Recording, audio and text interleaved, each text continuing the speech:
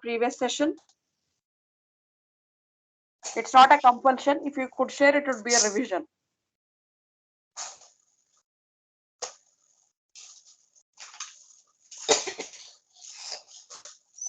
Okay, Doc, I can do a little. Okay, we the day before we studied the respiratory section, where we found that the anatomy of the respiratory section is the upper part, which is the nose, the pharynx, and the larynx. The lower part of the respiratory system is the trachea, the bronchi, and the alveoli. Okay, and then we also know that the diaphragm is also responsible, and the intercostal muscles with the rib cage that also helps in gaseous exchange. Very good, very good. Okay, we also learned about the sinuses, maxillary sinuses, the frontal sinuses. I'm not sure of the other two names of the sinuses. But we have them on the side as well. Okay, good. And then we also know that the nose also has cilia, which helps to trap the microbes and the dust, so that it doesn't enter into the respiratory system. But it also goes in an upward direction, which goes into the mouth or into the digestive tract to be released or spat out. Excellent. Very good. Very good. Okay. And then we also studied inspiration and expiration. So with inspiration, we know that air flows into the lungs. When air flows into the lungs, the chest gets expanded laterally. The rib cage elevates. We know that the lungs get expanded, and the diaphragm gets depressed and gets flattened. And we also know that the intrapulmonary, how can we say that? The flow, the pressure settles so that we can take in enough oxygen. Because the rib cage gets elevated, so there's enough oxygen coming into the system. Very good. Okay, very and then good. with expiration, exactly the opposite happens to that. Perfect. Okay, let me just, if there's anything else, external respiration as well, that is exchange of gases between the alveoli and the blood. And then we have internal respiration, is the exchange of the oxygenated blood from the alveoli, which has very thin layers going into the bloodstream, so that oxygenated blood can flow into the entire system. From the tissues to the blood and from blood to the tissues. Very good. Very good. Yes. Yes. Anybody else wants to say? Yeah, you can continue. Okay. And then we know that the regulation of breathing is controlled by the medulla oblongata, which is in the brain stem. And then we also know that you also mentioned something as a spirometer, and that also helps to see the function of the lungs, the respiratory system. Very good. Very good. Okay, and then we know that the lung has 3 lobes on the right hand side, and 2 lobes on the left hand side, where we have a cardiac notch, so the heart fits into that section. And then that, and let me see if there's anything else that I forgot. Okay, and then we also know that the oxygen that we're taking from the nose to the lungs, there's also all of that oxygen doesn't get used up. So we know that a little bit of the oxygen that doesn't get used up in the other spaces is called a dead space. Perfect. Very good, Mala Singh. Okay. Anybody else wants to add on? Excellent. I'm very happy. Okay. At least one student is And listening Doc, and I think you also, is being taught. yeah, and I think you also mentioned the lung has an apex at the top and a base at the bottom. Perfect. Okay. And the apex just comes between just beneath the what is it called, the cardia, which is the collarbone, just beneath that. Yeah, clavicle. Yeah, the clavicle, yes, the clavicle. Yeah. Perfect. Okay. Yeah. And So she and has Doc, nicely. the base, where does the base just sit beneath the just on the upper of the diaphragm? Yeah. Okay. Okay. Okay. Anybody else wants to Thank add on? you.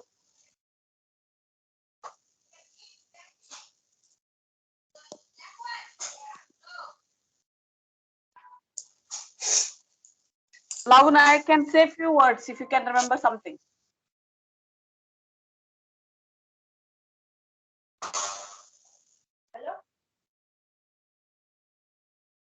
Okay, fine. Let me begin with the session. Nice. I felt happy listening to Mala Singh's what do you call the respiratory system in a nutshell. It was very good, and she has grasped what all is necessary as a commoner. So that's fine. You have grasped, and that knowledge is very good for you to, sufficient for you to run your wellness center. Yep, good. So, yeah, today's system, we're going to study the cardiovascular system.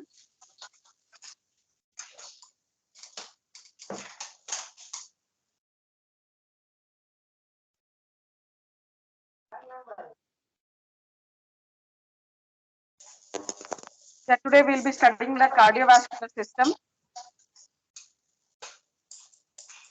Okay, so contents are anatomy and physiology of cardiovascular system.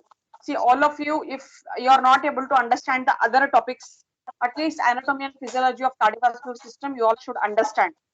Like, so see the rest part, the whole syllabus is in line with YCB syllabus. I really don't know what they kept in mind and they have designed the syllabus, because now to teach this to medical students, we are taking years together, and here they expect you to learn in few classes. And being non-medical field or being may not be from the science background, it becomes difficult for you to grasp. So at the end of the session, if you're able to remember anatomy and physiology of cardiovascular system, that's more than enough. Mechanism of cardiac cycle, electrocardiography, vector, arrhythmia, electrolyte changes, concentration changes in heart is difficult for the doctors themselves. Okay. Yes. So moving on to the session proper. Okay. So introduction, cardiovascular system is sometimes called blood vascular or simply the circulatory system. So cardiovascular system is called as blood and vascular system is cardiovascular system supplies the blood to the vascular structures through the structures like pipes. Okay. Or it is also called a circulatory system. It is called a circulatory system because it helps in the circulation of blood. It helps in the circulation of blood. Now, what are the organs that it consists of? It consists of the structure called the heart. It consists of a structure called the heart. Now, heart is a muscular device. Heart is a muscular device. It is spongy. It is soft. It's not spongy. It is soft. It's a muscular pumping device. And it's along with the heart, we also have arteries, veins, and capillaries along with the heart. See, heart is one structure. Like you have an overhead tank. Overhead tank stores water. Our heart stores blood. It does not store, it has blood. Okay. And then when the heart pumps, the blood has to be circulated. How is it circulating? Via the arteries, veins, and capillaries. Via the arteries, veins, and capillaries, it is circulating the blood. As the name implies, blood contained in the circulatory system is pumped by the heart around a closed circle or circuit of vessels as it passes again and again through the various circulations of the body. Once the heart pumps the pumped blood is taken away by the artery and it is pumped back to the heart via the vein. Okay, so through the blood vessels, that they are the arteries, veins, and capillaries. Through these structures, we are able to circulate the blood. It may be oxygenated or deoxygenated blood. Now, coming to the structure, heart proper. So this is our heart. Okay, so here what we can see, this is the aorta, this is the aorta, this is the superior vena cava, this is the inferior vena cava. Again, you will get these structures. It does this diagram. The heart is a muscular pump, circulates the blood to all the tissues in the body. Each and every cell is receiving the blood supply. Its function is vital. Its function is very important. Why? Because it is doing the continuous supply of oxygen and nutrients and metabolic waste products have to be removed. What is it doing? It is doing continuous supply of oxygen and nutrients, and through the deoxygenated blood, it is taking away the waste products away from the body. It is giving good nutrition and taking away the unessential part of it. It is doing a good supply of oxygen and nutrients, and it is taking away the metabolic waste. Deprived of these necessities, cells soon undergo irreversible changes that lead to death. If the tissues, if the blood, if the cells do not receive blood supply, then they will soon undergo death. Blood is the transport medium. The heart is the organ that keeps the blood moving through the vessels. Blood is liquid. It helps in the movement, or it does movement. What is the organ that helps? It is the heart, the organ that pumps the blood. Normal adult heart pumps about 5 liters of blood every minute throughout life. Normal adult heart pumps about 5 liters of blood every minute throughout life. If it loses its pumping effectiveness for even a few minutes, the individual's life is jeopardized. Okay. Now, anatomy of the heart. So here we can see the structure of the heart here. Okay. So one thing, I have a question to all of you. Heart is located in the chest or in the abdomen?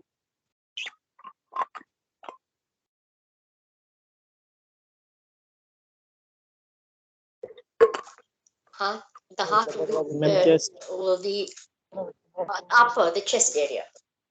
Perfect. Yes. Somebody also answered. Yeah. Heart is located in the chest region. 2/3 of the mass of the heart is located on the left of the thoracic cavity. To the left of the thoracic cavity, and 1/3 is to the right. 1/3 is to the right.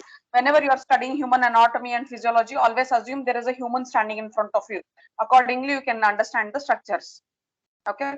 The heart is triangular shaped organ and sized roughly like a closed fist. Okay. So here we can see. See, this is the structure of the heart. These are the blood vessels.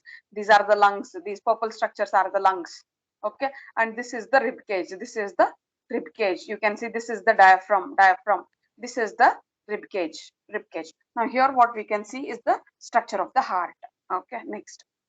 The heart is positioned in the thoracic cavity between the sternum in front and the bodies of the thoracic vertebrae behind.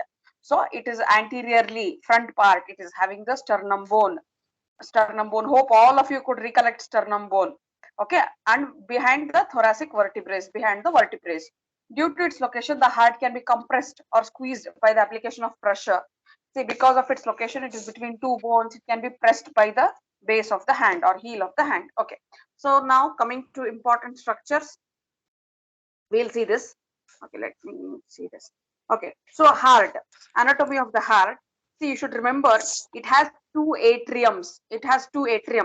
Plural form of atrium will be atria. It has two atria. It has two ventricles. Right atria, left atria. Right ventricle, left ventricle.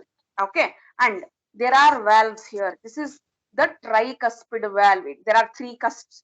This is the bicuspid valve or the mitral valve. There are two cusps, or you can simply call them atrioventricular valve. Atrioventricular valve. Okay, atrioventricular valve. Right atrioventricular valve, left atrioventricular valve, or tricuspid valve, or bicuspid valve, or mitral valve. Follow my cursor.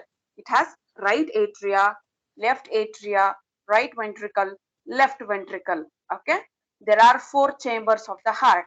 Human heart is having 4 chambers. They are right atrium, right ventricle, left atrium, left ventricle. Okay. So question to all of you. Which are the 4 chambers of the heart? Fast. All of you unmute and say tak tak. There is nothing to remember, recollect. Everything is on the screen. Right atrium, right ventricle, left atrium, left ventricle. Perfect. Okay. Yes. Somebody else wants to say? Right atrium, right ventricle, left atrium, left ventricle. Okay. Kindly mute your mic. Yeah. Now, the blood. How does the blood reach the right atrium? Okay. Now, first receiving chamber of the heart is the right atrium. How is this right atrium getting the blood? there is something called as, see, whatever you can see blue color structures. Blue color structures are veins, red color structures are arteries. Blue color structures are veins, red color structures are arteries. Remember this. Okay.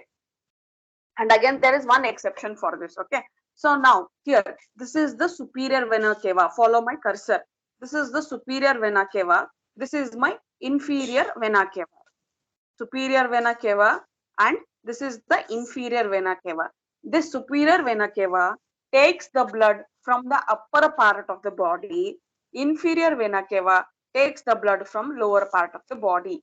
These blood vessels, they carry all the deoxygenated blood. Now we have two types of blood. One is the oxygenated blood, the other is the deoxygenated blood. Oxygenated blood is something that which is pure, which is purified. Deoxygenated blood is something that which is impure, that which is yet to be purified. So this what it will do, deoxygenated, less of oxygen. Okay, so or the impure blood, the impure blood or deoxygenated blood from the superior parts of the body and the deoxygenated blood from the inferior parts of the body is taken into the right atrium. It is into the right atrium. From the right atrium, the blood, these atrioventricular valve or the tricuspid valve, they prevent the flow of blood. Once these cusps open, once they open, the right atrium blood will come to the right ventricle. The blood will come to the right ventricle. From the right ventricle, now see, it is an impure blood. Whatever we have in the right atrium and the right ventricle, it is the impure blood. This impure blood is taken through the pulmonary artery. It is taken through the pulmonary artery. Okay, and it is taken to the through the pulmonary artery and sent to the lungs. It is taken through the pulmonary artery, sent to the lungs. Their lung purifies the blood and sends that pure blood through pulmonary veins. Here you can see two structures, pulmonary veins. Through pulmonary veins, the purified blood comes into the left atrium, comes into the left atrium. From the left atrium, these mitral valves open or the atrioventricular valves open, blood comes out to the left ventricle. From left ventricle, through the aorta, the blood is supplied to all parts of the body. The blood is supplied to all parts of the body. I will repeat this again and again once more in the next context. Again, I will explain. Okay. The superior vena cava, the inferior vena cava receive blood from upper and lower parts of the body and the blood is deoxygenated. This deoxygenated blood comes to the right atria. Once the atrioventricular valves open, it comes into the right ventricle. From the right ventricle, the blood is taken through the pulmonary artery and sent to the lungs for purification. Once the blood is purified through pulmonary vein, the purified blood reaches the left atrium. From left atrium, it is sent through via opening of mitral valve. It is sent to left ventricle. From the left ventricle, the blood is taken through the semilunar valves open, and the blood is taken through the aorta and supplied to all parts of the body. Supplied to all parts of the body. Okay, this is how the circulation of blood is taking place in the heart. Okay, yes. So chambers of the heart. The heart is a hollow organ. A partition divides it into right and left. So here a partition. This is the partition. This is the partition. The partition divides into, this is interatrial septum. This is interventricular septum. So what you can see, the gap between two atria is the interatrial septum. This is the interventricular septum. Okay. Okay. So the heart is hollow organ. A partition divides it into right and left sides. The heart contains 4 chambers. The 2 chambers, upper chambers are called atria. The 2 lower chambers are called as ventricles. Now, here that atria, right atria and left atria. I said superior vena cava, inferior vena cava put blood into right atria. They are the receiving chambers. Right atria receives the deoxygenated blood. Left atria receives the oxygenated blood. And right ventricle and left ventricle are called as discharging chambers. Upper chambers are receiving chambers. lower chambers are discharging chambers. This right atrium receives the deoxygenated blood from all parts of the body and sends it to right ventricle. Right ventricle further pushes it to the lungs for purification. Then the purified blood comes into left atrium, and then left atrium receives the blood and then pushes it to left ventricle. From left ventricle it is sent away through aorta to all parts of body. So the receiving chambers of the heart are the upper chambers, the discharging chambers of the heart are the lower chambers. Heart is a muscular organ, it is a hollow organ, it is having four chambers: right atrium, right ventricle, left ventricle. These atria are divided by each other with the atrial septum. These ventricles are divided by each other by the ventricular septum.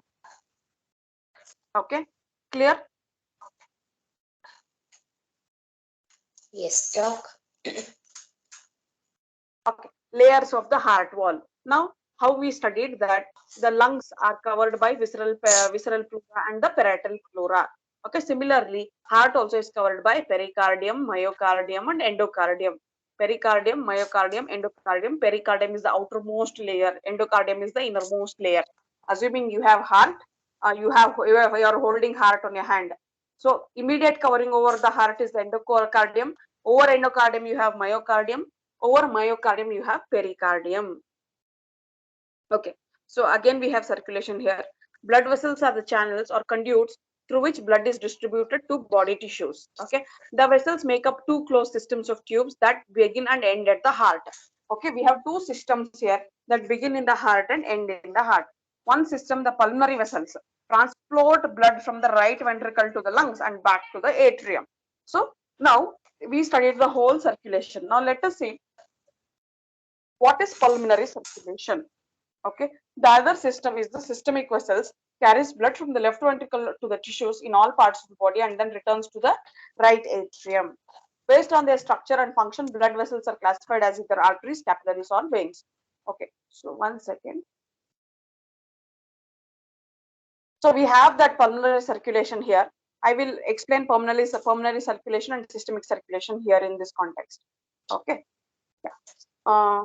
Okay. Now, pulmonary. So here in this we have pulmonary circulation and systemic circulation. I will explain it in the next diagram. Here, arteries. Arteries carry blood away from the heart. Arteries carry blood away from the heart. See, this should be appreciated by you. Arteries, I said, arteries are the structures that which are red in color. That which are red in color. Okay. So there is a mistake to my statement. I said arteries are the structures which carry blood away from the heart. Okay, and the red color structures are arteries. Now, is there a mistake in my statement? Just see this diagram carefully and let me know if at all there is a mistake in my statement. I repeat, arteries are the structures, A-R-T-E-R-Y. Arteries are the structures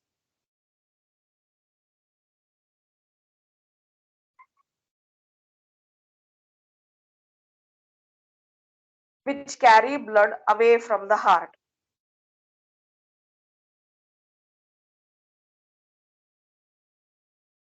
And arteries are structures which are red in color. And arteries are the structures which carry oxygenated blood. So is there a mistake in my statement? You should see the labelings properly. Aorta, you can see a marking called as AORT. That is a big artery. That is an artery itself. It's aorta artery, ARTERY. It is missing there, or we don't use it actually. But arteries are the structures which carry blood away from the heart, and it carries oxygenated blood. And arteries are usually red in color. So now observe, is there some artery which is blue in color?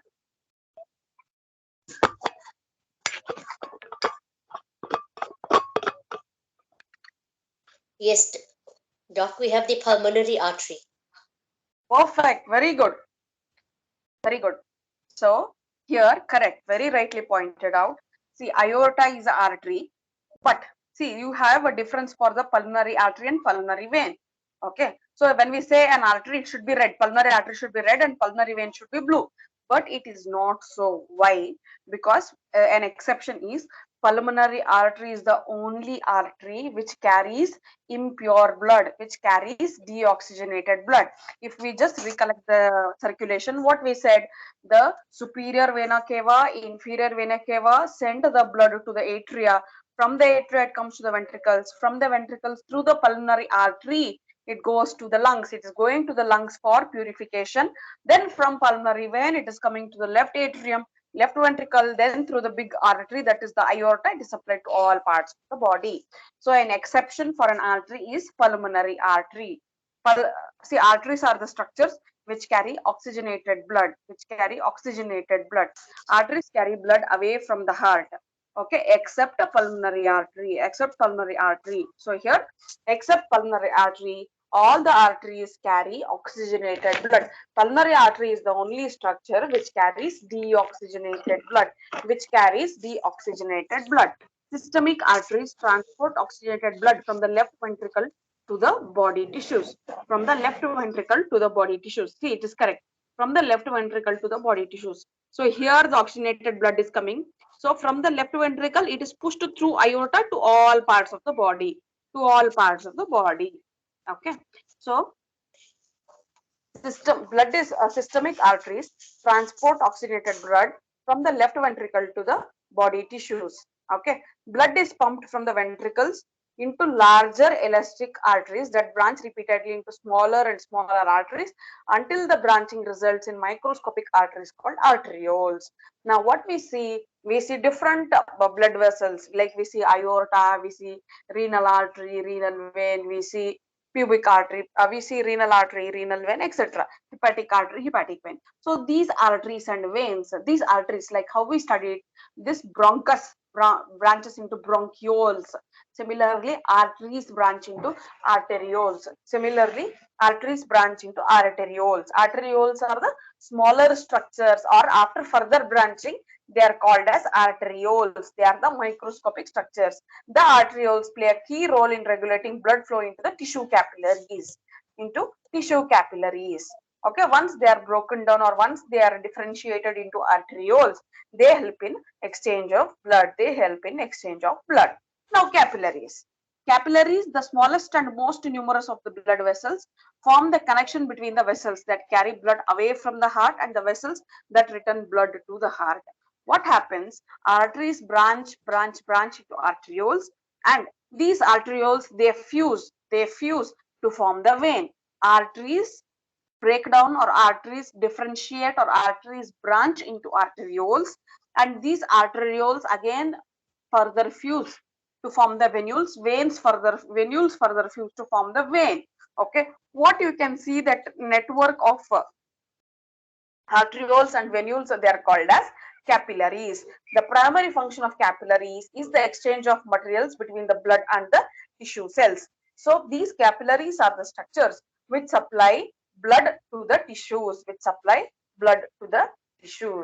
Okay, now moving on to the veins. Veins carry blood towards the heart. This is correct. Veins carry blood towards the heart.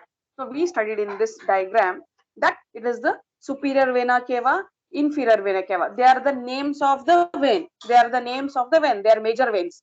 Superior vena cava and inferior vena cava are carrying the deoxygenated blood towards the heart. Again, an exception for this is the pulmonary vein. Okay. So the difference is superior vena cava and inferior vena.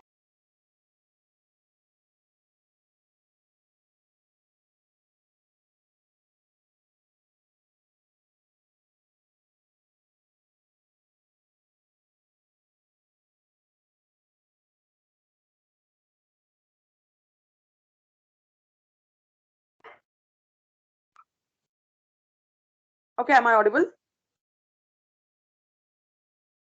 Yes, you're audible now. Yeah. Veins carry blood towards the heart. After blood passes through the capillaries, it enters the smallest veins called venules. So I remember arteries further branch into form the arterioles. Okay. Then arterioles further, they form the venules. Venules further form the vein. Okay. The smallest structure of a vein is the venule. From the venules, it flows into progressively large and larger veins until it reaches the heart.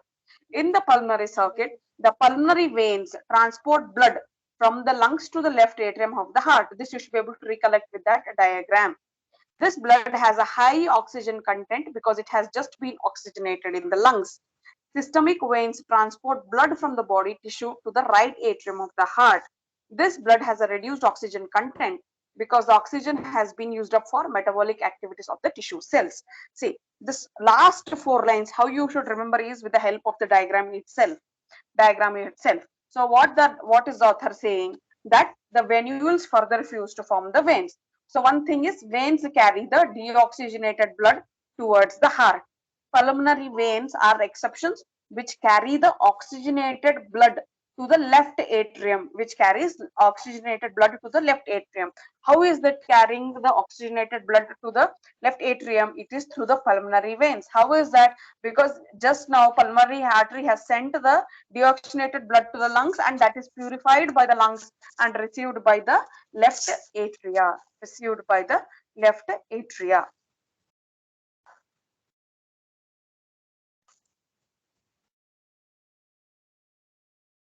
And why is the blood deoxygenated or reduced oxygen content? Because the oxygen is used up by the tissue cells. Because the oxygen is used up by the tissue cells. Okay, clear? A question to all of you. Arteries carry which type of blood? Arteries carry oxygenated blood, except for the pulmonary artery, which carries deoxygenated blood back to the lungs.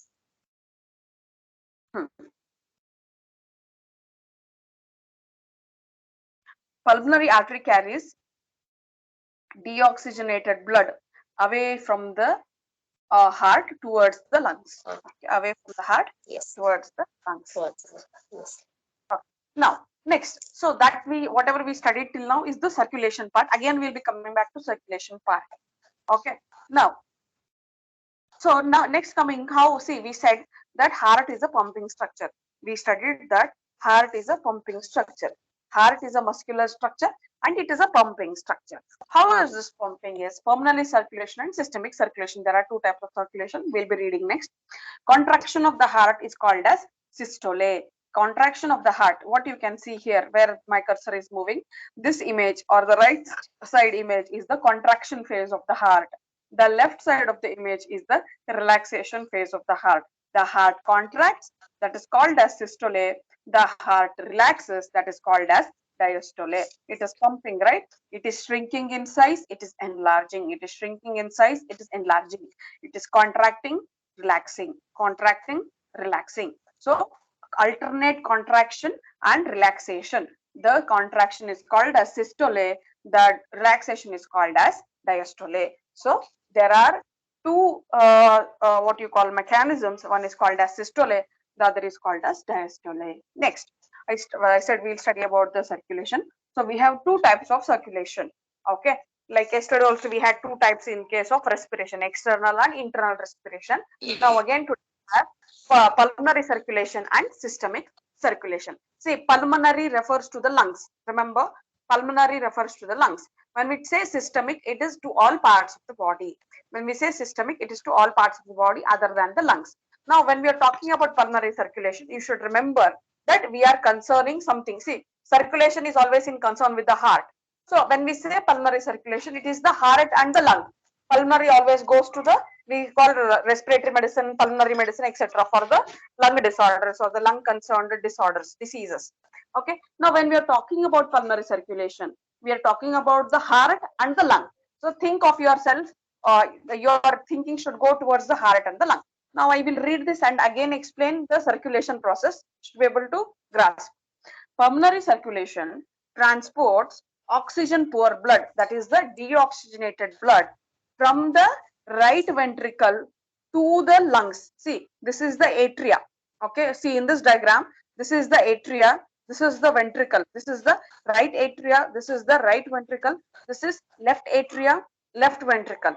Okay, and what you can see here is the left is the pulmonary artery. It is the pulmonary artery. This is the right pulmonary artery, left pulmonary artery. Now, what he is saying is pulmonary circulation transports deoxygenated blood, the blue color blood, from the right ventricle to the lungs. Through these left and right pulmonary arteries, it is going to the lungs. Then it returns the oxygen rich blood to the left atrium through the pulmonary veins. The pure blood or the oxygenated blood is coming to the left atrium. Is coming to the left atrium. So the circulation, what is happening where between the right ventricle and the left atrium is called as pulmonary circulation, is called as pulmonary circulation. Next, systemic circulation. So now when we're talking about system, it is about the heart and different parts of the body other than the lungs. The systemic circulation provides the functional blood supply to all body tissues. In the systemic circulation, we are talking about the pure blood. We are talking about the oxygen-rich blood, oxygenated blood. It carries oxygen and nutrients to the cells and picks up carbon dioxide and waste products. So what is it doing through systemic circulation? The heart is supplying the pure blood or the oxygenated blood to different tissues of the body, and then in turn picking up all the waste blood or the deoxygenated blood or the blood rich in carbon dioxide. Systemic circulation carries oxygenated blood from the left ventricle. See, systemic blood circulation is carrying the fresh blood or the oxygenated blood from the left ventricle through the aorta, and then the deoxygenated blood will be coming to the right atrium. Okay. Systemic circulation carries oxygenated blood from the left ventricle through the arteries, major artery, aorta, to the capillaries in the tissues of the body. From the tissue capillaries, the deoxygenated blood returns through a system of veins to the right atrium of the heart. Right atrium of the heart. This is the right atrium. I will again summarize. Pulmonary circulation is when you're talking about pulmonary circulation, you should be concerned with the right ventricle and the left atrium. So opposites. Right ventricle, left atrium. From the right ventricle, deoxygenated blood is going to the lungs. From the lungs, you are getting the oxygenated blood via the pulmonary veins, and it is coming to the left atria. So right, the circulation happening from the right ventricle through the left pulmonary artery, then through left pulmonary veins, coming to the left atria. This changes or this circulation is called as pulmonary circulation. Next, moving on to systemic circulation, the oxygenated blood which is being pumped from the left ventricle to the through the aorta, going to all parts of the body. Then again deoxygenated blood is carried from superior and inferior vena cava and coming to the right atrium. This part of circulation is called as systemic circulation. So we have come across two circulations, pulmonary circulation and systemic circulation. Yes. Is this clear or should I repeat? If somebody has understood, you can tell it to me. I'll correct it for sure. There is no situation of feeling embarrassed. I'll be happy only if you attempt. Forget telling correct or wrong.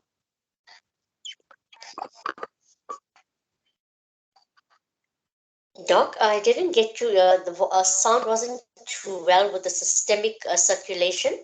When you explained when it came down to the right ventricle, so does it start from the right ventricle? I mean, from the left ventricle? Yeah, correct. Systemic circulation starts from the left ventricle through the aorta, that is through the artery. It is pumped to all parts of the body. Then through the superior and inferior vena cava, the blood comes to the right atrium. So the changes happening from the left ventricle to the right atrium are called as systemic circulation. Called as systemic circulation.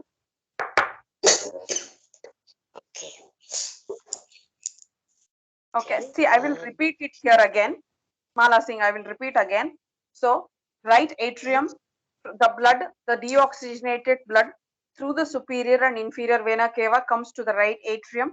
Then opening of the tricuspid valves or the atrioventricular valves, the blood comes to the right ventricle. From the right ventricle, it is transported via pulmonary artery to the lungs. Then the lungs purifies the blood. Then through pulmonary veins, the pure blood or the oxygenated blood comes to the left atrium. From the left atrium, it comes to the left ventricle. from the left ventricle, the blood is pumped through the aorta to different parts of the body. Again, once all the parts of the body get the oxygenated blood, the deoxygenated blood from them is picked up through the superior and inferior vena cava, comes to the right atrium. So this whole thing is the circulation happening. Now again, we will divide this into pulmonary circulation and systemic circulation. Pulmonary circulation is the deoxygenated blood from the right ventricle via pulmonary artery going to the lungs. Then the lungs are sending the oxygen rich blood or the oxygenated blood via pulmonary vein to the left atrium. So the cascade of changes happening between the right ventricle when the blood is in the right ventricle and until it reaches the left atrium are the circulation that is called as the pulmonary circulation. Now what is happening in systemic circulation is the oxygenated blood from the left ventricle is transported via aorta to different parts of the body. Then the deoxygenated blood is coming from the superior and inferior vena cava to the right atrium. The cascade of events taking place when the blood is in the left ventricle until it reaches the right atrium, it is coming under the systemic circulation. It is coming under the systemic circulation. Okay. Okay. Any attempts to answer this are welcome. Okay. Doctor, you just want the systemic and the pulmonary circulation? Yeah, you can tell any of them or you can simply explain the circulation also. Okay. Okay, the circulation, deoxygenated blood comes from the superior vena cava and the inferior vena cava into the right atrium through the tricuspid valve going into the right ventricle. From the right ventricle, it will go into the pulmonary artery and goes to the lungs to be cleaned out. Fresh oxygenated blood comes into the pulmonary vein, comes into the left atrium through the mitral valve and into the left ventricle, going into the aortic, the semilunar valve, going into the aorta, which goes through all parts of the body. Excellent. Then we have pulmonary. Okay, pulmonary circulation takes place again from the right ventricle, going into the pulmonary artery, into the lungs. Then from there it comes oxygenated, cleansed, comes into the pulmonary veins, and it goes into the left atrium. That is called the pulmonary circulation. From there, the systemic circulation will be when it comes through the valve, the mitral valve, comes from the left ventricle. It goes into the aorta, goes into all parts of the body, and then from there it comes into the superior and inferior vena cava into the right atrium. Perfect, perfect. Okay. So this is under the systemic circulation. Clear? Yes. Okay. Yeah. Anybody else wants to attempt? I have another question to others. Answer this. Which are the receiving chambers of the heart?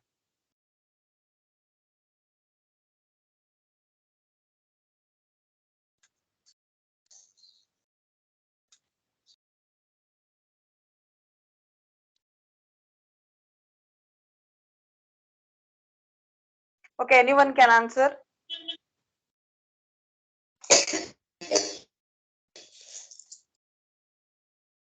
The receiving chambers. I'm not sure, Doc, because I know that the blood will come through the pulmonary veins, and then it will go into the left atrium. And the chambers, it will go through the mitral valve, and then into the left ventricle. It's okay. And See, then receiving chambers are the atria. Receiving chambers, always the receiving chambers are the atria. Discharging chambers are the ventricles. Okay? Okay, receiving. Okay. Yes, correct. And right and left atria. Perfect. So right and left atria are the receiving chambers. Right and left ventricle are the discharging chambers. They pump the blood against gravity to all parts of the body. Now, an interesting fact here, I think if Reggie was here, he would have asked this question. See, left ventricle, you can see the structure, okay, is little thicker, whereas right ventricle, it is little thinner. Why?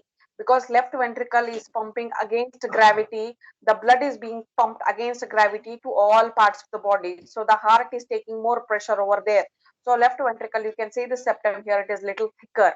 Okay, in right ventricle, it is thinner because from left ventricle through the aorta, the blood is pumped to all parts of the body and it is pushing it against the gravity. Hence, it is thicker. Okay. Okay. Yes. After you have learned circulation so well, I have a question. I'll be glad if you can answer this. It's okay. If you don't answer, I will answer it. Name the organ which is first to receive the oxygenated blood. Name the organ which is first to receive the oxygenated blood. You can give an attempt.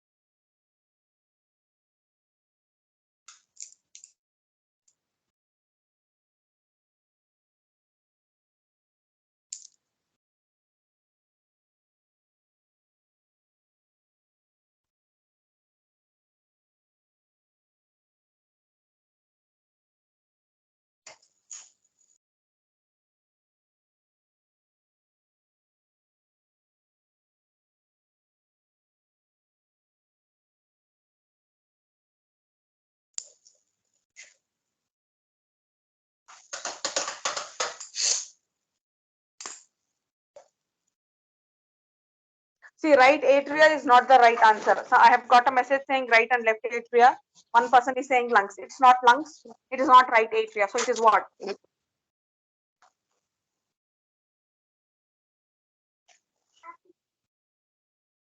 You can name an organ or you can name a part which is receiving the oxygenated blood first.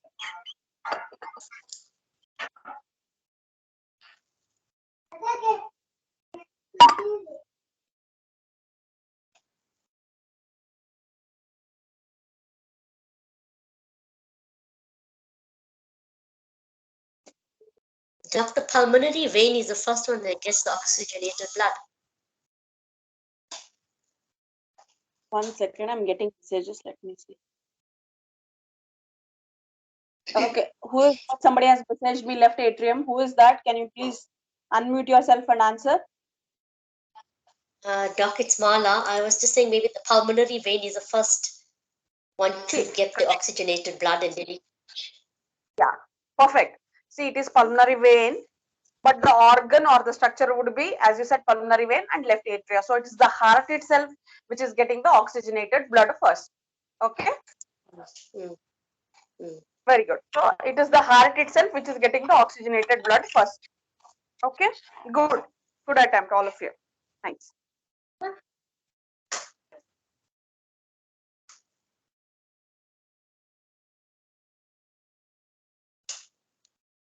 Okay, next moving on to conductive system of the heart. This is again interesting. Again, it's like a chain of events happening. I'll explain this, then you can understand. Okay. Okay. So here what we can see, here is the sinoatrial node. It is also called as the pacemaker of the heart. Sinoatrial nodes sends impulses to the atrioventricular node. Sinoatrial node sends impulses to atrioventricular node.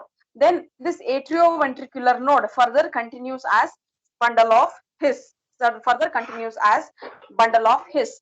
This bundle of His branches into right bundle branch and left bundle branch. This right and left bundle branch, they give impulses to the interventricular septum. Okay, then from here the impulses are further sent via Purkinje fibers to the right and left Purkinje fibers through the ventricles. How are the impulses being transmitted in the heart? Is the sinoatrial node receives the impulses and transmits the impulses to the AV node. Okay, sinoatrial node supplies to both the atria. Then from the AV node through the bundle of His, it is transmitted via the right bundle branch and the left bundle branch to the right ventricle and the left ventricle or the interventricular septum. And from Purkinje fibers, it is transmitted to the both the ventricles. SA node is stimulated in the right atrium. See, we see SA node is stimulated in the right atrium. It's located in the right atrium, just below the opening of superior vena cava. AV node situated in the right posterior portion of intraatrial septum. This is the intraatrial septum. Okay, impulses from SA node are conducted through right and left atria. So the impulses sent by the sinoatrial node are transmitted or conducted through the right and left atria. Impulses also reach AV node via some specialized fibers called internodal fibers. All these fibers from SA node converge on AV node and interdigitate with fibers of AV node. Okay, there is a link between the SA node and AV node. Now from AV node, the bundle of His arises from AV node. So from the atrioventricular node, we are having this branch. This is the bundle of His. Bundle of His arises. It divides into right and left branches. It divides into right and left branches, which run on either side of the interventricular septum, which run on either side of the interventricular septum. From each branch of His, many Purkinje fibers arise and spread all over the ventricular myocardium. We studied in the previous slide that pericardium, myocardium, and endocardium are three layers. Okay, so it is spreading into the ventricular myocardium. Okay, so what you should remember: the impulses generated at the SA node. First thing is SA node is located in the upper part of the right atria. AV node is located between the interatrial septum, and SA node impulses generated at SA node are transmitted to AV node. From AV node, the bundle of His arises. Bundle of His further branches to left bundle branch and the right bundle branch. These further branch to form the Purkinje fibers. Next, moving on to cardiac cycle. See, as commoners, as yoga enthusiasts, for me, though me being a doctor, but seeing you as students or as uh, yoga enthusiasts or participants, I'm happy if you have understood the session till now what I have explained. The rest part I'll be explaining, but I feel it will be a little difficult for you to grasp. Okay, I'm happy if you are able to grasp whatever is taught. At least till now, whatever I have studied, I have taught, if you were able to grasp, it is good. Okay, cardiac cycle. Cardiac cycle is defined as the succession of coordinated events taking place in the heart during each beat. Each heartbeat consists of two major periods called systole and diastole. We studied that systole is the contraction phase of the heart and diastole is the relaxation phase of the heart. During systole, the heart contracts and pumps the blood through the arteries. The heart contracts and pumps the blood through the arteries. During diastole, heart relaxes and blood is filled in the heart. During diastole, heart relaxes and blood is filled in the heart. All these changes are repeated during every heartbeat in a cyclic manner. So one cardiac cycle is having one systole and one diastole. It is having one systole and one diastole. One systole is nothing but the contraction phase of the heart, where one systole is nothing but the contraction phase of the heart, where the heart pumps the blood through arteries. Diastole is the relaxation phase of the heart, where the blood is filled into the heart. Okay. Events of cardiac cycle are classified into two events: atrial events and ventricular events. Okay. Now I have shortcut this to a greater extent. When the heart beats, see, all of you should remember, heart beats, a normal heartbeat is 72 per minute. Normal heart rate, normal heartbeat is 72 per minute. Duration of each cardiac cycle is about 0.8 second. 0.8 second. Atrial events are divided into two divisions: atrial systole, atrial diastole. That means atria in its contraction phase, atria in its diastolic phase. So atria in its contraction phase is 0.1 second, atria in its diastolic phase is 0.7 seconds. So totally it is the 0.8 seconds. Ventricular events are divided into two divisions: ventricular systole and ventricular diastole. It is 0.3 to 0.45 seconds. In clinical practice, the term systole refers to the ventricular systole and the diastole refers to the ventricular diastole. Whenever we are calculating the BP, can somebody tell me any reading of BP? If you can tell me the remember the BP reading. 120/80, doc. Perfect, perfect, very good. So when you are saying 120/80, it is the systolic phase is 120 and diastolic phase is 80. Yes. Okay. Ventricular systole is divided into two subdivisions. Let's ignore that. What you should understand is each cardiac cycle is about lasting about 0.8 seconds. And whenever when a heart is pumping blood, whenever it is pumping 5 liters of blood. Okay. There is an exception to this. Whenever you are anemic, whenever there is blood loss, etc., heart is pumping faster. Why? Because it has to cope up that level of 5 liters of blood pumping. It has to supply blood to all different tissues of the body. Okay. So each systole and diastole.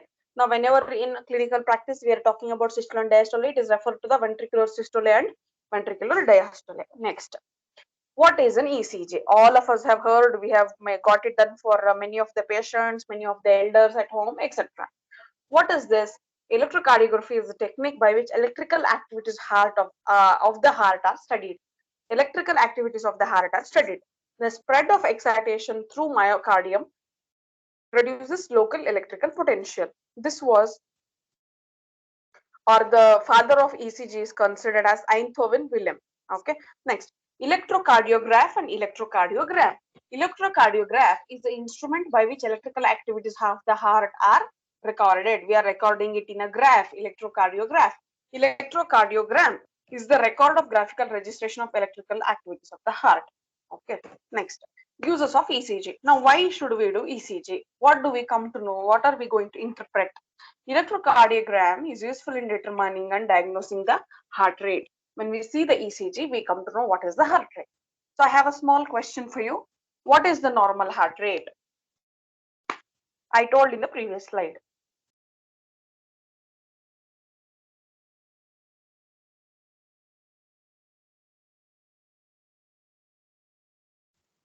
Doc, is it 72 beats per minute? Perfect. Yes, it is 72 beats per minute. Very good. So yes, it is 72 beats per minute. So we are able to calculate what is the heart rate. Is it 72 beats or is it 60 or is it 150, etc. We are able to calculate. Heart rhythm. Is it pumping at the same rhythm, or sometimes it is beating fast, sometimes it is slow, or is it beating fast always, or is it beating slow? Abnormal electrical conduction. Electrical conduction is nothing but, I told you, movement. The electrical impulses transmitted from SA node to AV node to bundle of His to the Purkinje, or right bundle branch, left bundle branch, and then Purkinje fibers. That poor blood flow to the heart, whether heart is getting correct blood supply or not, whether the person has undergone a heart attack, whether a person is suffering from coronary artery disease, is there any chamber of the heart? Name the 4 chambers of the heart.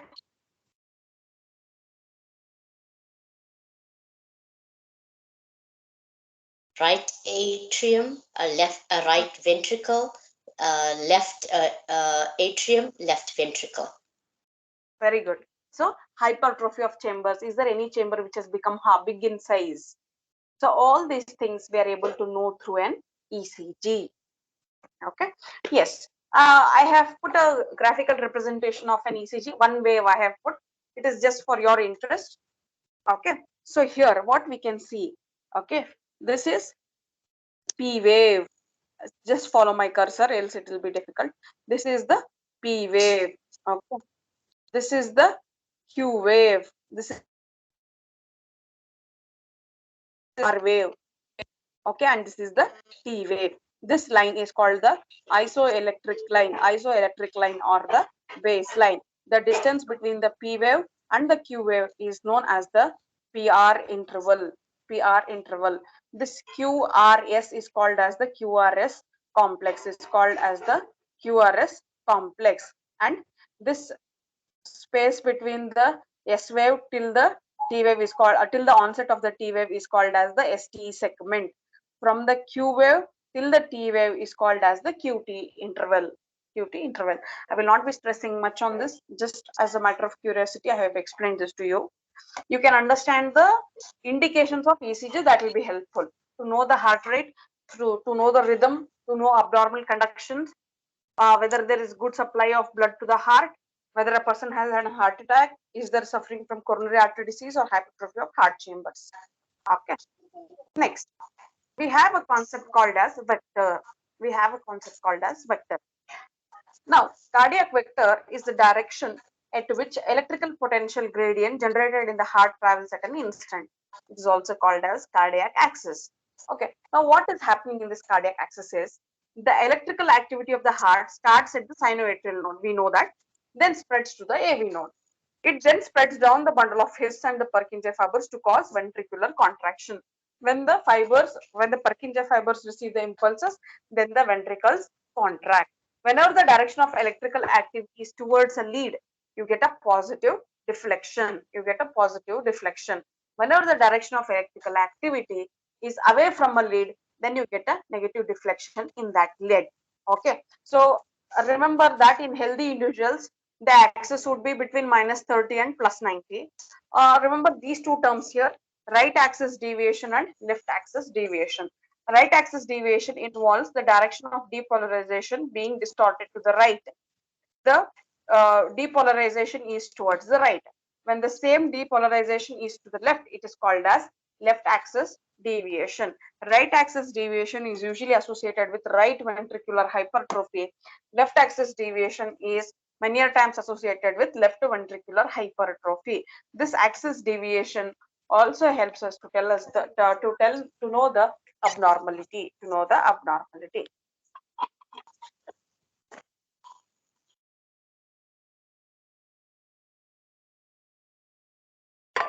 Okay. As I said, the normal heart rate, the normal heart rate is 72 beats per minute. Is there any condition? Can there be a chance that the heart rate may be increased or decreased?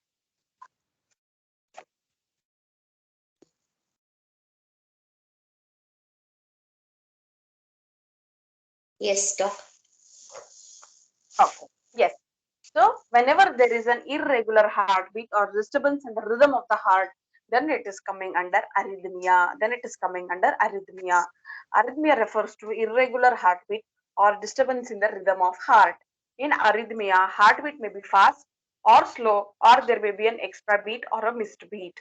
The heartbeat may be fast, may be slow, may be an extra beat or a missed beat. It occurs in physiological and pathological conditions. As I explained previously, physiology is the normal functioning of the body. Pathology is the abnormal functioning of the body. In arrhythmia, SA node may or may not be the pacemaker. I said we studied that sinoatrial node, which is located in the upper part of the right atrium. It uh, generates impulses. So here SA node may or may not be the pacemaker. If SA node is not the pacemaker, any other part of the heart, such as the atrial muscles, AV node and ventricular muscles become the pacemaker. So here what you should understand when we studied the conduction of the heart, impulses start from this area. Okay. But there is a chance that impulses may not be starting from here and it is starting from anywhere else, or it is starting from AV node. Okay. So that we are studying under the pathological conditions. Here. In arrhythmia, SA node may or may not be the pacemaker. It may be starting from SA node or may not be starting from SO node.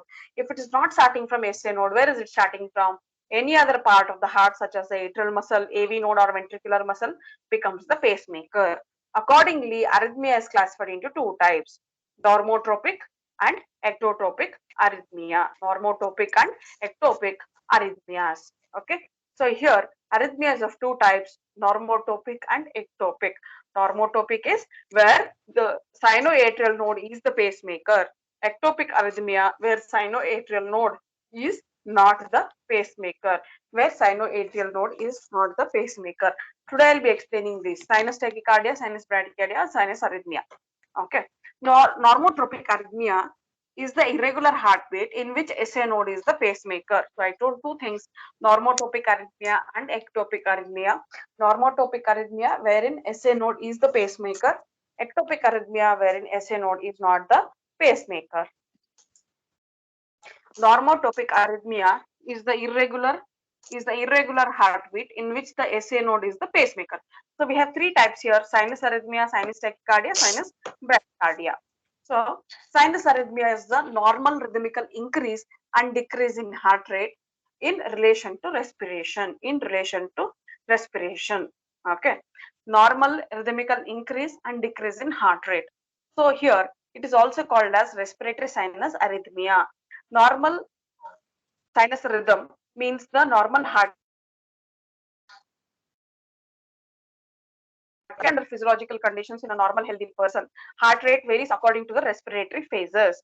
Heart rate increases during inspiration and decreases during expiration. Increases during inspiration and decreases during expiration. So this heart rate here is varying with respect to the inspiring. When the person is breathing in, the heart rate is increasing.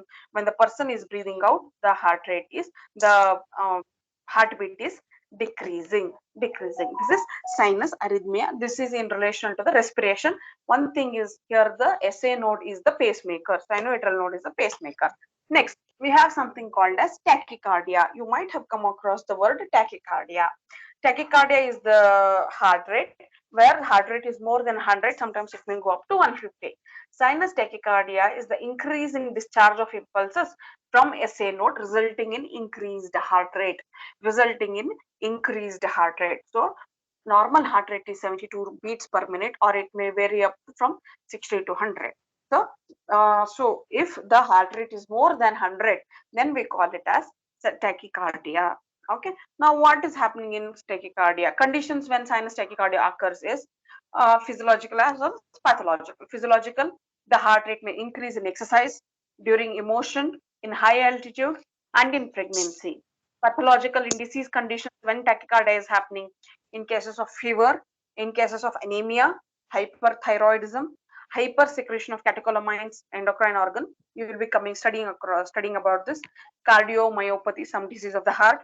Valvular heart disease, the disease of the valve, or hemorrhagic shock. See, in hemorrhagic shock, that means there is increased blood bleeding from the body. So there is lot of blood loss from the body. So our heart has to pump blood so that it is supplying to all parts of the body. When the blood volume, when there is a blood loss, due to hemorrhage, what will happen? The amount of blood in the body will remain same or decrease or increase.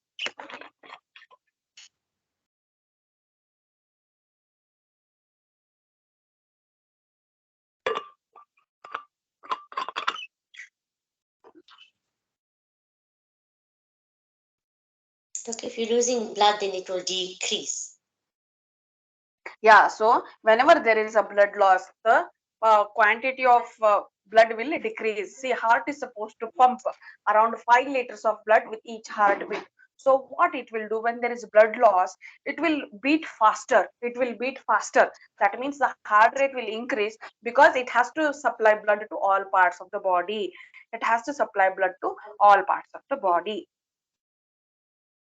In case of fever, in case of anemia, again, what is happening? HB is reduced. In case of anemia, HB is reduced. So again, the hemoglobin content is reduced. So heart is beating faster. Hyperthyroidism, hormonal disorder, etc. In these conditions, heart is beating faster to cope up with the blood loss. Okay. What are the features of this sinus tachycardia? Palpitations. The patient tells that he is able to feel the heart rate. He is able to feel the heartbeat. Dizziness. Patient will fall giddy. Okay, fainting, shortness of breath, difficulty in breathing, chest discomfort. These may be the presentations of tachycardia. Presentations of tachycardia.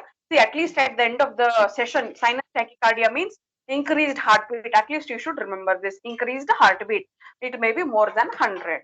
Now, sinus bradycardia. Sinus bradycardia is the reduction in discharge of impulses from SA node. There, in tachycardia, what happened? There was an increase in the discharge of impulses, hence the heartbeat was increasing. In sinus bradycardia, there is reduction in discharge of impulses from SA node. There is reduction in discharge of impulses from SA node, resulting in decrease in heart rate. Heart rate is less than 60 per minute. Heart rate is less than 60 per minute. So physiological conditions when sinus bradycardia occurs is in sleep, athletic heart. Okay, next. Pathological conditions when sinus bradycardia occurs. Disease of sinoatrial node, hypothermia. Okay, when the body temperature is reduced in case of hypothyroidism, heart attack, congenital heart disease, degenerative process of aging, obstructive jaundice, increased intracranial pressure, etc.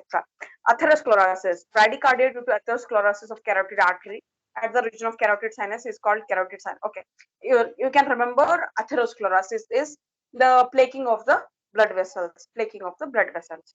So point to remember in bradycardia, where the heart rate is reduced, it is reduced to less than 60 per minute.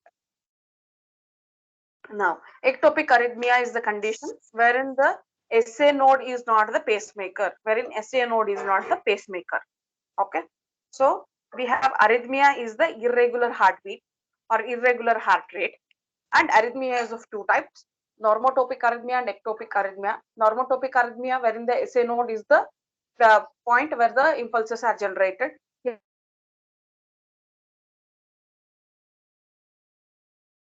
ectopic arrhythmia are not the uh, is not the place where the impulses are generated. So in normotopic arrhythmia, we have sinus tachycardia, sinus bradycardia, and sinus arrhythmia.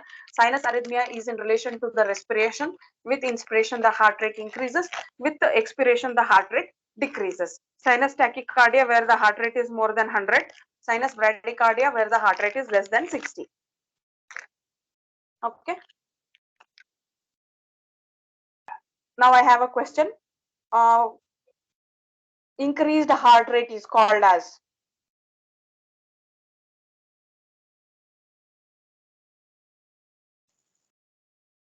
Sinus tachycardia.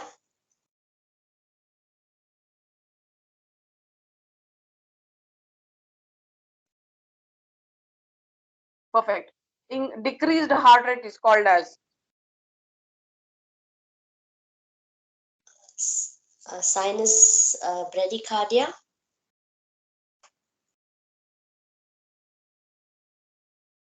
good.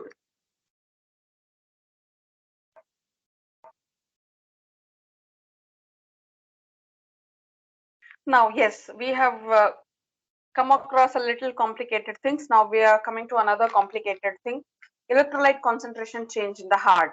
Electrolyte concentration change in the heart. Okay. Just before I go to this, I'll just put this diagram. Someone try to explain this. Yeah, I will explain. The impulses generated from the SA node are transmitted to the AV node. From the AV node continues as bundle of His.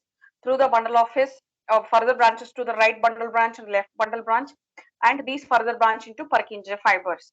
Okay, SA node transmits impulses to the atria and bundle of His to the interatrial septum. The right bundle branch to the left bundle branch are also for the interventricular septum. The Purkinje fibers to the ventricles. Can somebody repeat this flow of conduction?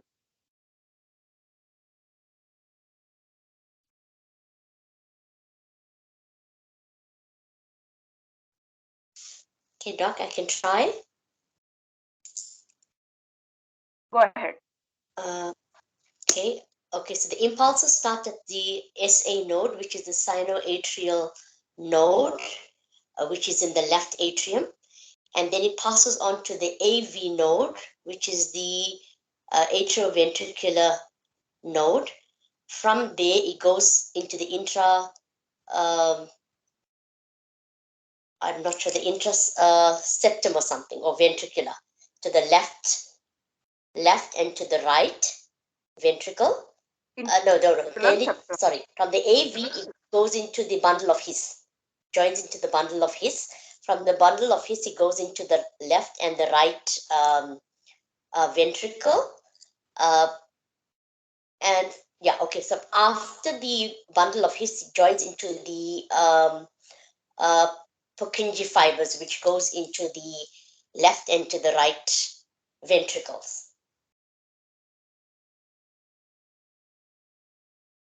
I'm not sure that was correct, Doc.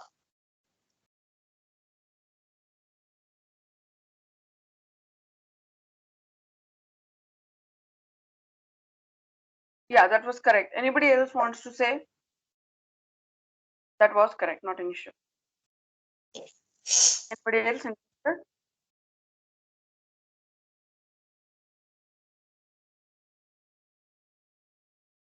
Okay. Moving on to the next one, electrolyte concentration change in the heart. This is the last part as per YCB syllabus. Then I have put a few points with seeing the interest in yoga. I have put few points. Okay.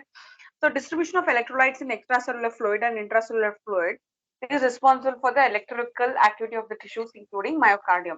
So there are certain electrolytes in the extracellular fluid and the intracellular fluid. Now, these what you call these electrolytes, which are there in the extracellular fluid and the intracellular fluid, are responsible for the electrical activity of the tissues. Thus, any change in the concentration of the electrolytes will definitely alter the electrical activity of cardiac muscle. If there is any change in these electrolytes, then it will have an impact on the electrical activity of the cardiac muscle. See, normally you might have come across blood test called as serum electrolytes. You might have come across such blood test. So in that, what we are seeing serum sodium. So normal sodium ion concentration in blood is 135 to 145 milliequivalent per liter or millimoles per liter. Change in concentration of sodium ion does not alter the electrical activity of the heart severely. Okay, we have sodium, potassium, calcium, and sodium. We usually do sodium, potassium, and chloride. So here in relation to heart, we are seeing sodium, potassium, and calcium. So if there is any change in the sodium ion concentration, if this decreases or increases, then it should have an impact on the heart. What here they're saying, only the low level of sodium ion in body fluids reduces the electrical activity of cardiac muscle, and electrocardiogram shows low voltage waves. If we are able to see a low voltage wave, then we can think that it is low sodium level, it is less than 135 millimole per liter. But changes in the concentration of potassium and calcium ions have significant effects on the heart. So sodium ion change, there will be low voltage waves only. But if there is change in the potassium and calcium levels, then it has an impact on the heart. What are those? Effect of changes in potassium ion concentration. So potassium, how much it should be? 3.5 to 5 millimole per liter. 3.5 to 5 millimole per liter. Once when the potassium level increases to more than 6 mole per liter, then it is called as hyperkalemia. It is called as hyperkalemia. When it decreases, it is called as hypokalemia. You have come across the word hyperthyroid, hypothyroid. So similarly, hyper means more, hypo means less. Hyperkalemia is when the blood potassium concentration is more than 6 millimoles per liter. Hypokalemia, when it is less than 2 millimole per liter, we call it as hypokalemia. What happens in hyperkalemia? When hyperkalemia decreases, resting membrane potential leading to hyperpolarization, excitability of the muscle. The muscles of the heart become excited. The muscles of the heart become excited. Effects of hyperkalemia on the excitability of cardiac muscle depends on the severity of hyperkalemia. If the potassium concentration further increases, if the hyperkalemia is more than 6 millimole per liter, it becomes 7-8 moles, then the excitability of the cardiac muscle is more. More the blood potassium values, more is the excitability. More the blood potassium levels, more is the excitability. So we studied in the previous slide, ECG slide, that it's a P wave, Q wave, R wave, S wave, T wave. Now the author says that more the serum potassium levels, more affected is the heart, that is more excitable is the heart. So what is happening here? We can see a P wave, Q wave, R wave, S wave, and a tall T wave. See here T is very small. Here the T is becoming peaked. Here we are seeing that P wave is absent. We are seeing the P wave is absent. That means atrial depolarization is not at all happening. It is firing faster. Again, T wave is becoming tall. So indirectly, what I mean to say that there is a change in the heart whenever there is hyperkalemia. These are the findings on an ECG. Findings on an ECG. Changes in ECG when potassium level. Okay. Effects of hypokalemia. Hypokalemia decreases the sensitivity of the heart muscle. There, hyperkalemia, what was happening? The uh, excitability was more. Okay, but here hypokalemia decreases the sensitivity of the heart muscle. Changes in ECG when potassium level falls below 2 millimole per liter. ST segment is depressed. T wave is small. T wave is small or inverted. This is the U wave. U wave appears. So again, the sensitivity of the heart muscle decreases, and hence there are changes in the ECG. Hence there are changes in the ECG. Now, effect of changes in calcium ion concentration. Normal concentration of calcium ion in blood is 9 to 11 mg per dl. Okay, 9 to 11 mg per dl, or 4.5 to 5.5 millimole per liter.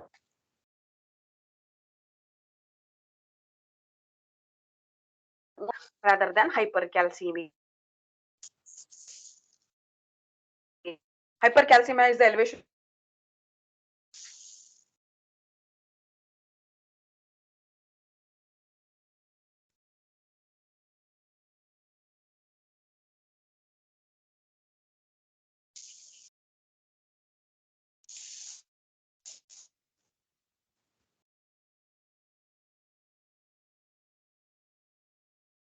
Doc, we can't hear you.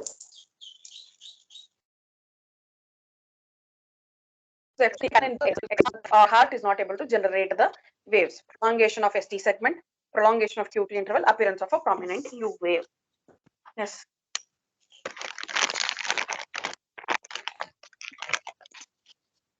Yes. Now moving on to applied aspects. Till here was your YCB syllabus, and from here it is. I have simply added few things. Blood pressure. It is the pressure of circulating blood on the walls of the blood vessel. It is a pressure exerted by the blood on the walls of the blood vessel. It is pressure exerted by the blood on the walls of the blood vessel. Normal resting blood pressure in an adult is approximately 120 mm of Hg and 80 mm of Hg. So 120 mm of Hg is systole, 80 mm of Hg is diastole, abbreviated as 120 by 80 mm of Hg. Dyslipidemia. You might have come across the condition called as what do you call? What is that? Dyslipidemia. Being fat or having high amount of cholesterol, etc. conditions you might have come across. Okay, dyslipidemia is an abnormal amount of lipids, that is the triglycerides in the blood. LDL cholesterol, also known as bad type of cholesterol, forms plaques in the walls of your arteries. Too much plaques in the arteries of your heart can cause a heart attack. Okay, in lipid profile we will see LDL cholesterol, HDL cholesterol, and triglyceride. So LDL is something bad. It should be less than the, it should be within the normal limits. HDL cholesterol is the good cholesterol because it helps remove LDL. HDL will help to remove LDL. Okay, this LDL cholesterol, if it is more, it will form plaques in the arteries and form atherosclerotic plaques. And see here we can see, this is the cholesterol deposited in the blood vessel. This is the LDL cholesterol which is deposited in the blood vessel. So if HDL is in good amounts, what it will do? It will remove the LDL. So it will remove the plaques. Triglycerides come from the calories you eat, but do not burn right away. See, always it's not the problem with how much you eat. It is the problem with the how much you work out. It is problem with how much you work out. More you work out, more better is your heart. The less you work out, the more prone to disease you are. So we come across dyslipidemia is the abnormal amount of lipids that are in the blood. HDL cholesterol is the good cholesterol that is needed by the body. LDL cholesterol is the cholesterol that which is not needed by the body, and it is called as the bad cholesterol. It is called as the bad cholesterol.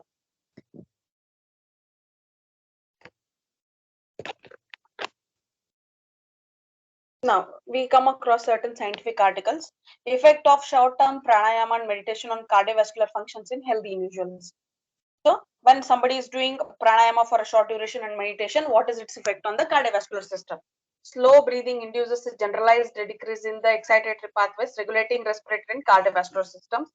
As respiratory and cardiovascular systems have similar control mechanisms, alteration in one system will modify the function of the other. During slow and deep breathing, lung inflates to the maximum. So this stimulates pulmonary stretch receptors, which bring about withdrawal of sympathetic tone in skeletal muscles. Okay, so the underlying thing is when on short-term pranayama and meditation, what is happening on the cardiovascular system is that there is decrease in peripheral resistance, and thus there is decrease in diastolic blood pressure. Doing pranayama and meditation has decreased the diastolic blood pressure. While practicing pranayama, one concentrates on the act of breathing, which removes attention from worries and de-stresses them. So when you're in that when you're totally involved in doing the pranayama, you're de-stressing the body. This stress-free state of mind evokes relaxed responses in which parasympathetic nerve activity overrides the sympathetic. You will understand parasympathetic and sympathetic in the next sessions.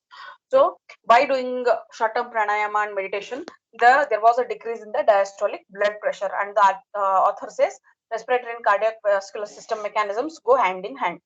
Next.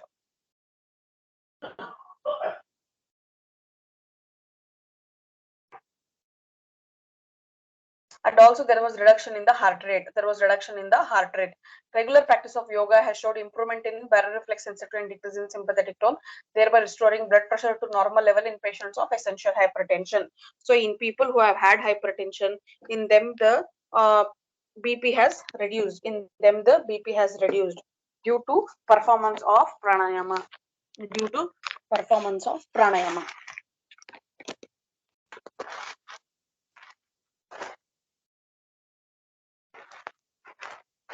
Effect of yoga on heart rate and blood pressure and its clinical significance. So there were study was conducted by Indla Devasena and Panduranga Narhare. 50 patients were included in the study, and the study was done for 6 months. So what was its effect is hypertension. Meditation has been shown to reduce systolic and diastolic blood pressures of hypertensive patients in several studies. Some of the asanas useful for hypertension are Padmasana, Vajrasana, Halasana, Shavasana, and Paschimottasana. So from this study, what they found was Padmasana, Vajrasana, Halasana, Shavasana, and Paschimottasana proved or were effective in reducing the systole and diastole of the blood pressure. In cases of coronary artery disease, long-term changes in lifestyle involving yogic exercise and stress reduction techniques led to angiographically demonstrable reduction in coronary stenosis in patients having coronary artery disease. Okay, so what happened in coronary artery disease is coronary arteries are the arteries of the heart. Coronary arteries are the arteries of the heart. Whenever you're going for an angiogram or angioplasty, you're doing it to this coronary blood vessel. You are doing it to coronary blood vessels. So what are they saying that whenever by long-term practice of the yogic lifestyle and stress reduction led to angiographically demonstrable. That means even on angiograph is a technique by which you are able to tell the amount of the blood vessel, how much amount of blood vessel is blocked.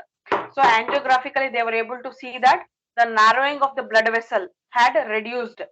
See, whenever your coronary artery stenosis means the coronary artery is becoming smaller in diameter. Okay, assuming you are having a garden pipe, okay, and you compress it. When you're compressing, what happens? The diameter is reducing. So even in coronary stenosis, what is happening? The diameter of the coronary blood vessels is reducing. But due to practice of yoga, what they have observed is that the coronary artery, the diameter which has reduced, has increased in diameter. What are the asanas they felt were useful are Padmasana, Matsyasana, Paschimottasana, Sarvangasana, Bhujangasana, and Shavasana. Okay, moving on to summary. To summarize, heart is a muscular pumping device. It is a closed system of vessels, arteries, veins, and capillaries. The vital role of cardiovascular system is in maintaining the homeostasis by continuously supplying the oxygenated blood and taking away the deoxygenated of the blood.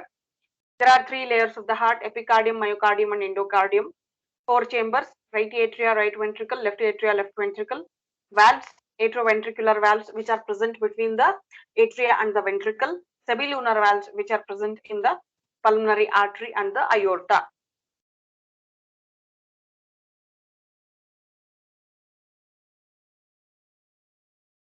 Next, blood flows from the right atrium to the right ventricle and then is pumped to the lungs to receive oxygen. From the lungs, the blood flows to the left atrium, then to the left ventricle. From there, it is pumped to systemic circulation. Cardiac muscle, contraction of the chambers.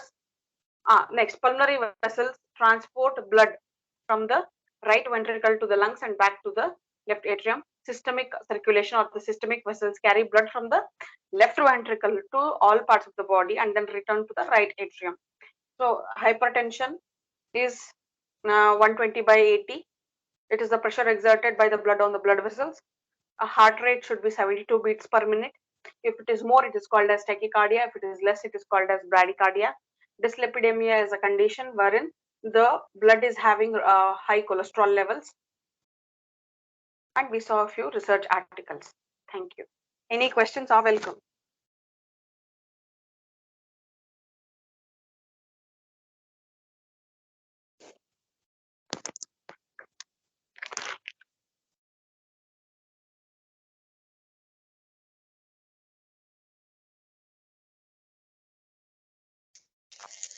Doc, if our blood pressure is lower, if a patient has low blood pressure, what herbs can we administer to help that?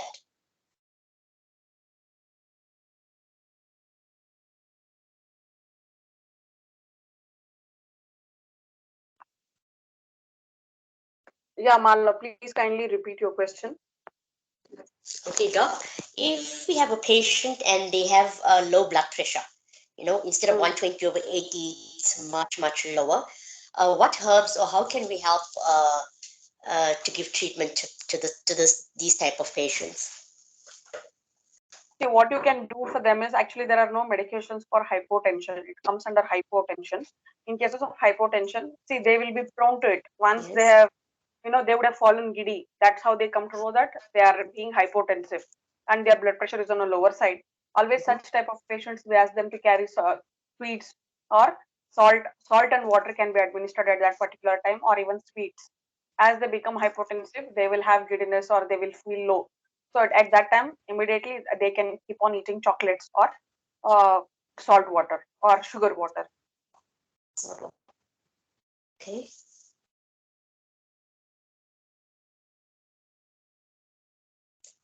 Okay. So, doc, when we speak about the hypotension, right? So, does it involve the nodes that's not giving proper impulses?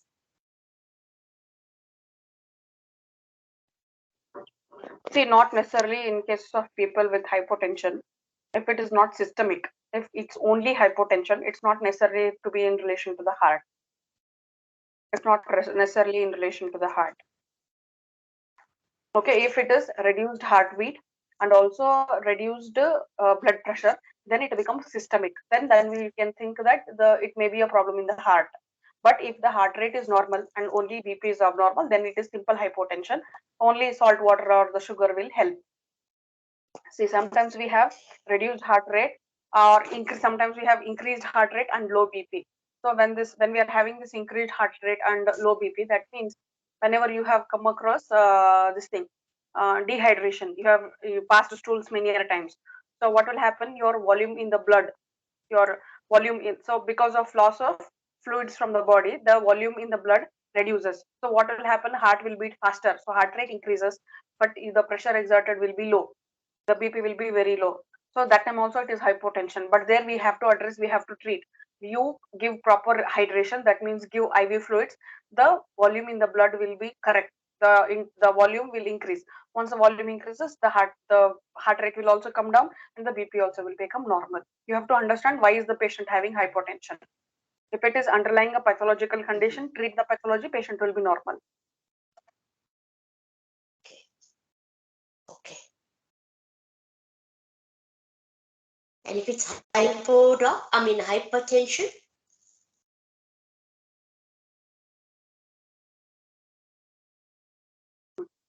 Sometimes we have hypertension just because you may not be hypertensive, you may be 120/80. We call something called as whiteboard hypertension. Seeing the doctor, your BP increases. Okay, but that may not be the same. Otherwise, like you get it checked by a nurse or somebody close to you, your heart rate, your BP remains normal. But if it is a true hypertension, if it's an essential hypertension where the BP is more than 120/80, it is about 140/90 or 150/100, then it is essential hypertension that needs to be administered with the drugs. We have something called beta blockers, calcium channel blockers, etc. Medicines are given. And in those conditions only, your yoga pranayama plays a role, along with medications, along with doctor's advice. Ma'am, which pranayama is the best for heart patient? See, I can't tell heart. When you say heart patient, there are many heart diseases. I simply cannot tell you do this pranayama. Okay. In coronary artery block? Exactly, coronary artery blocks, pranayama may not be grateful to that extent. And here Acharya, here the authors know, in case of coronary artery block, they have mentioned some asanas, what they have done. Padmasana, Madhyasana, Paschimottanasana, Sarvangasana, Bhujangasana, Shavasana. Okay, so again, you should see how much is the block. If it is more than 90% block, you cannot try asanas here, or you cannot try pranayama here. If the block is 30 to 40% only, then trying asanas will be of help. Trying asanas 30 to 40%. If it is a 90% block, it is a sure case for surgery. If it is 70 to 80%, again with the medicines, with the doctor's advice and the yoga therapist follow up, you can maintain. But 30 to 40, yes, doctors also won't take it for surgery. Good doctors won't take the case for surgery, and also you can try the yogasanas and pranayama. Again, consider the age, consider the activity of them, how active is the person. All these pictures come, all the factors come into the picture. It's not just that madam told in coronary artery disease you are doing Padmasana, Matsyasana, Paschimottanasana. It is there in the scientific article. No, patient is having 90% block. You make him do all this, he will die in your yoga class only. Okay, there are many things which you have to consider while taking especially a heart patient into your custody.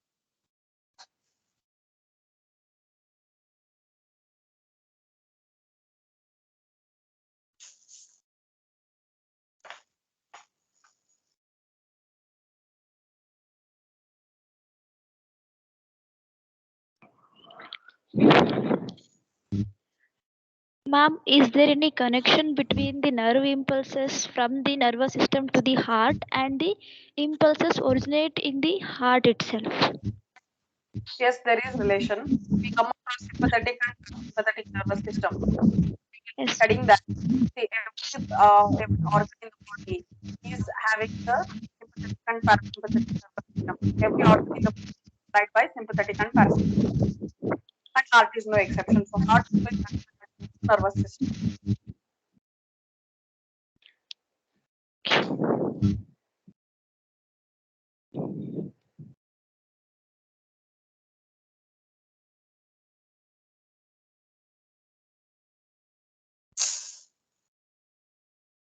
All the systems in our body are interlinked. All the systems in our body are interlinked. Though heart is a pumping organ, it is supplying blood to all parts of the body. Similarly, nervous system is the organ which is controlling the via nerves. It is controlling the different systems of the body. It is controlling the different systems of the body. So every organ, how it receives blood. Similarly, every organ also receives nerve impulses from the nervous system.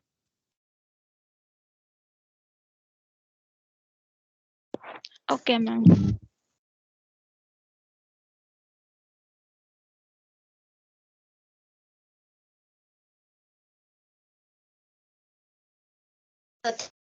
Just another question. When we speak about the tricuspid valve and the mitral valve, if I know it flaps down, what happens if something happens to it and it has to flip the other way. It comes under valvular heart disease, and it will not see the role of these tricuspid and bicuspid valve is once the valves open, the blood is coming from the atria to the ventricle. The blood is coming from the atria to the ventricle.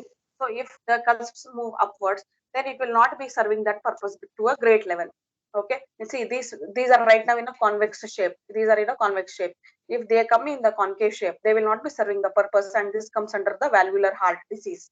Then it will be considered as the disease of the valve.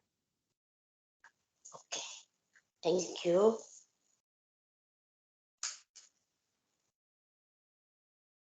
So is there any way that we can maybe treat that with Ayurveda?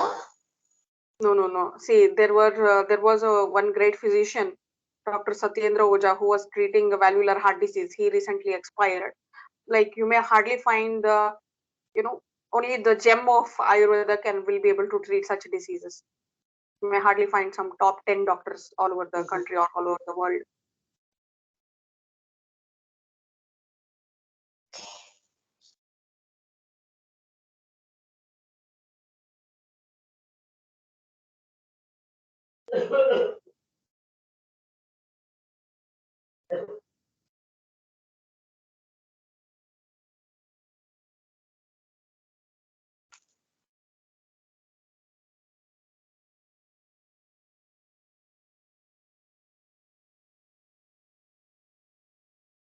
Okay.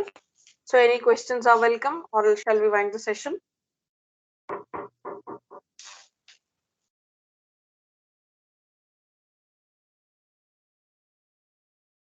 I'm fine, Doc. Thank you. Yeah, thank you one and all. Kindly go through the PPT. Doc, I just want to find out our next section. What are we studying? System? Just give me a moment. Okay.